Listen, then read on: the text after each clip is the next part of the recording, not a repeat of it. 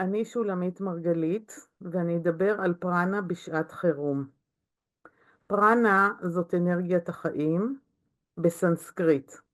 אני בחרתי להשאיר את המילה פרנה, למרות שהיא לא בעברית, בגלל שיש בה את האותיות רפנה, וביהדות יש ביטוי מאוד חזק של ריפוי, אלנה רפנה לה.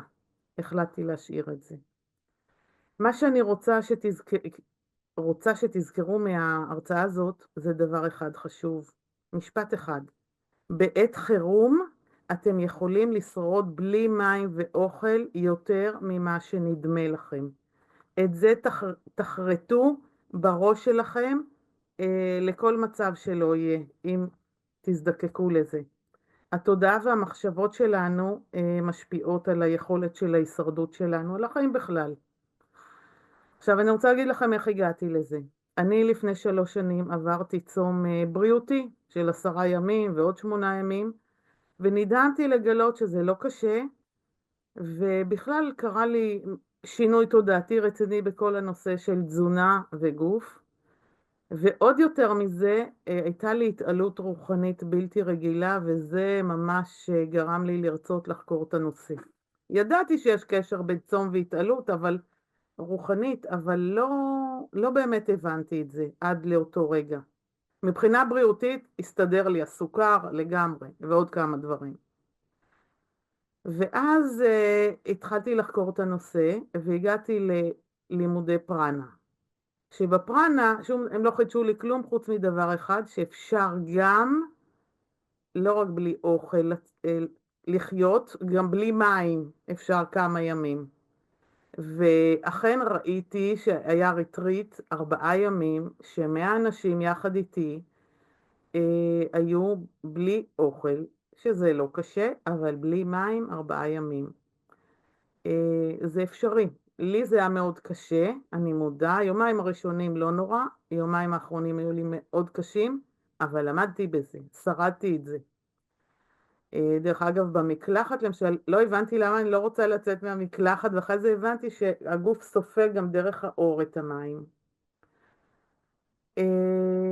זה עשה לי שינוי תודעתי לגבי צומות, וכל הקטע הזה ממה אנחנו בכלל ניזונים. אז מסתבר שאנחנו ניזונים מאנרגיית החיים, והרבה דברים משפיעים עלינו. אנחנו מקבלים אנרגיה מהשמש, אנרגיה מהאדמה, אנחנו מושפעים מהכוכבים, מעוד הרבה דברים, ממצבי הרוח שלנו, אם אנחנו בשמחה, אם אנחנו בדיכאון, הכל משפיע עלינו, אבל לא זה המקום לדבר. אחרי חודשיים מהריטריט הזה שהייתי, יום אחד התעוררתי ב2 בלילה, ועם רעב נוראי, ולא הבנתי מה קורה לי, כי אני אף פעם לא קמה בלילה, ולא רעבה, ולא אוכלת בלילה, ולא הבנתי מה קורה לי. ואז הסתבר שהייתה רעידת אדמה מאוד קשה בטורקיה, שמתו בה 60,000 איש, דרך אגב, לפני 2 שנתיים. ואני כאילו הרגשתי את התת מודע הקולקטיבי הזה של הפחד, של ההישרדות, פחד המוות הזה. ואחרי זה התחלתי לקבל מסרים שצריך ללמד בארץ פרנה לשעת חירום, כי מתקרב אסון לארץ.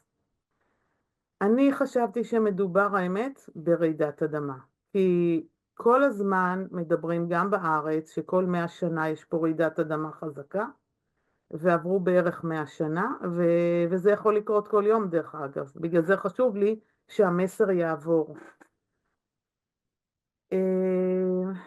זהו, אני ניסיתי בפרנה, אף אחד לא התרשם ממה שאני מקבלת, ואני ניסיתי אחרי זה בכוחותיי הדלים בפייסבוק, ולנסות לאן שיכולתי, וראיתי שזה הזוי מדי לאנשים, הם לא רוצים לשמוע על אי אכילה ועל צומות ודברים כאלה, ואסונות בטח.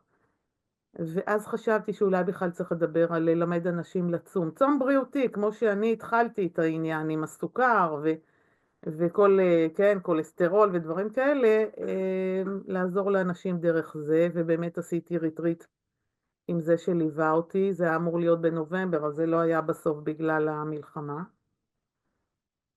וחשבתי שצריך להתחיל לעשות מחקרים כמו במיינדפולנס, שישכנעו אנשים שזה כאילו לחקור את הנושא הזה.